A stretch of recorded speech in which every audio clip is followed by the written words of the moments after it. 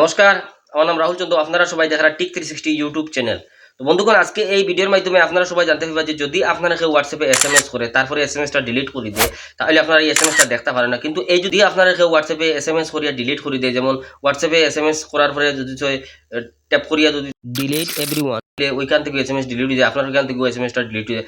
এই ভিডিওটা দেখে নিন, আমি আপনারা একটা সেটিং অন করে দেবো, যার পরে আপনারা যদি কেউ মেসেজ করে হোয়াটসঅ্যাপে ডিলিটও করে দেয়, তারপরে ওই মেসেজটা আপনারা দেখতে পারবা।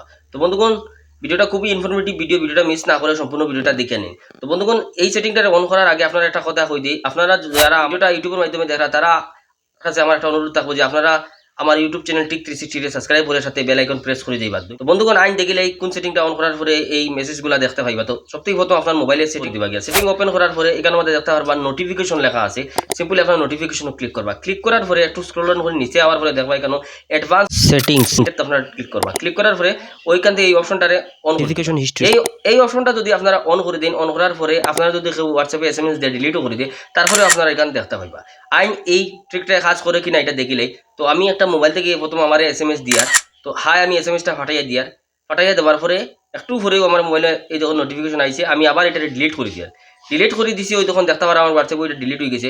আইন এই এসএমএসটারে গিয়ে আমি কেন দেখা ওই জায়গাতে গেলে আবার এই এসএমএসটা দেখতে পারবা। তাহলে সিম্পলি আবারও সেটিং অন করি আর নোটিফিকেশন অ্যাডভান্স নোটিফিকেশন অন করার পরে ওই যখন নোটিফিকেশন হিস্ট্রি আছে এটা যে সময় আমরা ক্লিক করবো, ওই হাই এসএমএসটা আই গেছে। তাহলে বুঝতে পারছেন, এই সেটিংটা অন করিয়ে নিলে যদি আপনারা সে হোয়াটসঅ্যাপে এসএমএস দিয়ে ডিলিটও করে দেয়, তাহলেও আপনারা ওই মেসেজটারে দেখতে পারবা। বন্ধুগণ, যদি ভিডিওটা ভালো লাগে থাকে, ইনফরমেটিভ লেগে থাকে, তাহলে আমার ইউটিউব চ্যানেল টিক 360 সাবস্ক্রাইব করিয়া সাথে বেল আইকন প্রেস করে দিবা। ধন্যবাদ।